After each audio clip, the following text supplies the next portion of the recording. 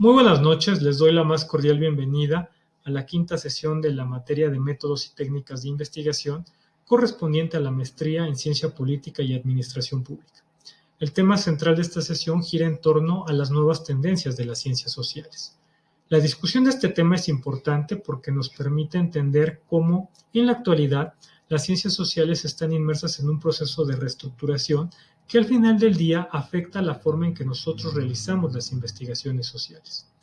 Para desarrollar esta clase, me voy a apoyar del texto del profesor Immanuel Wallerstein, titulado Abrir las ciencias sociales. He escogido este texto porque me parece útil para formular y contestar a dos preguntas muy importantes, las cuales enuncio a continuación. La primera de ellas, ¿cómo se han configurado históricamente las ciencias sociales? La segunda, más importante aún, ¿qué tipo de ciencias sociales deberíamos estar desarrollando en la actualidad? Para contestar a la primera pregunta, podríamos decir que las ciencias sociales han quedado supeditadas a cuatro grandes procesos. Los enuncio a continuación: la secularización del conocimiento, la visión eurocentrista, la segmentación disciplinaria y la apología hacia los universalismos. A continuación voy a explicar cada uno de estos procesos. Comencemos con el primero. Podemos decir que las ciencias sociales surgieron a partir de un proceso de secularización del conocimiento. Esto se explica a partir de que desde el siglo XVIII hasta el siglo XX se generó una percepción social que enunciaba que el conocimiento científico es un tipo de conocimiento superior o que está por encima de otro tipo de conocimientos que podrían desarrollar las humanidades, la religión o incluso el sentido común.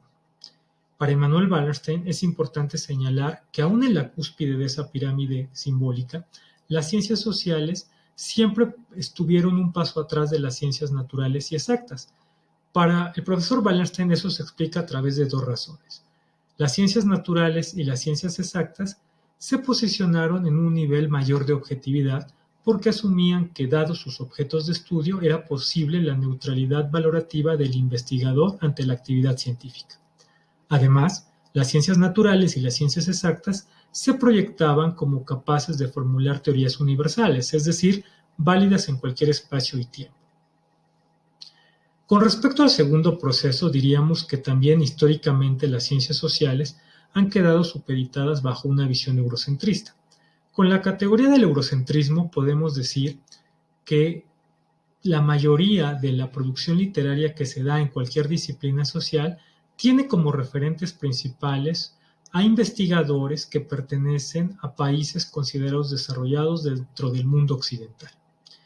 Para el profesor Wallerstein, el eurocentrismo tiene una cronología y unos referentes geográficos muy específicos.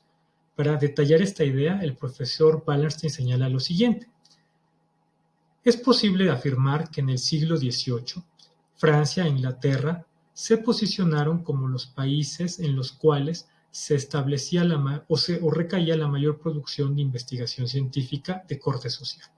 Para el siglo XIX, el país que se va a volver referencia en la producción de investigación social será Alemania. Finalmente, Wallerstein sostiene que a partir del siglo XX y hasta nuestros días, el referente geográfico ha cambiado y ahora son los Estados Unidos el punto geográfico que mayor producción de investigación social genera.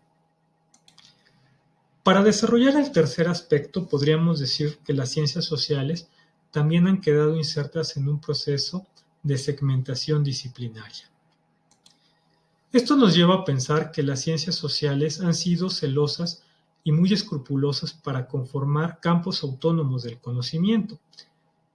En esta actividad de autonomía disciplinaria podemos entender por qué el desarrollo de las ciencias sociales reclama no solo una disciplina específica, sino también un objeto de estudio específico.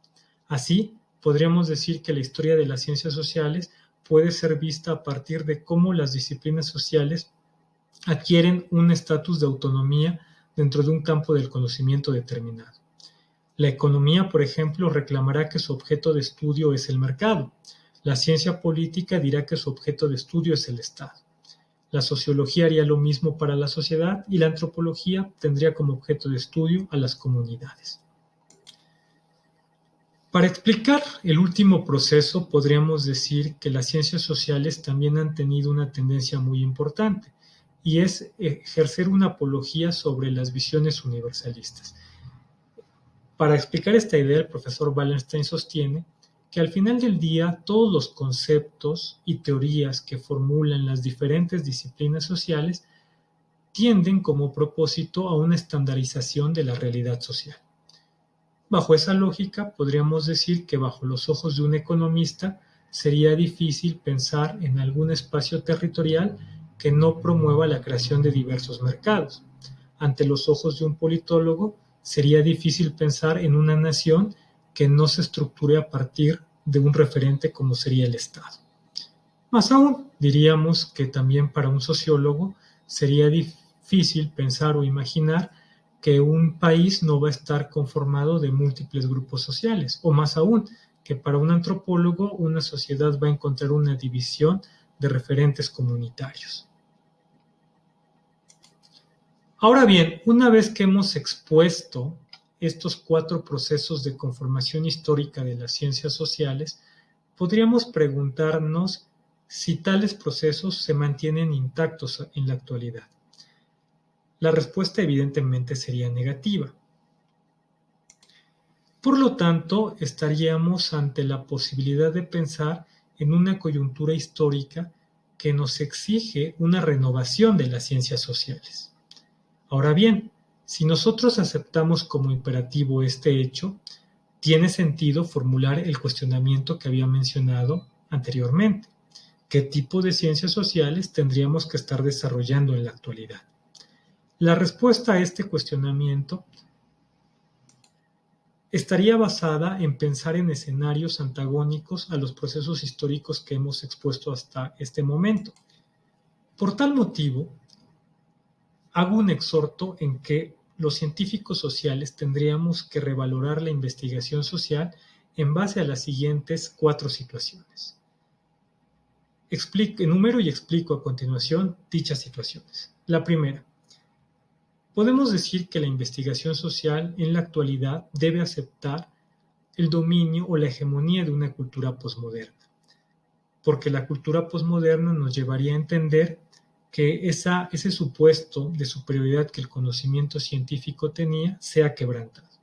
Hoy la investigación social tiene que partir de un hecho de que existe una horizontalidad entre los conocimientos y que el conocimiento científico, como el resto de los conocimientos, pueden ser válidos para generar realidad social en distintos tiempos y espacios.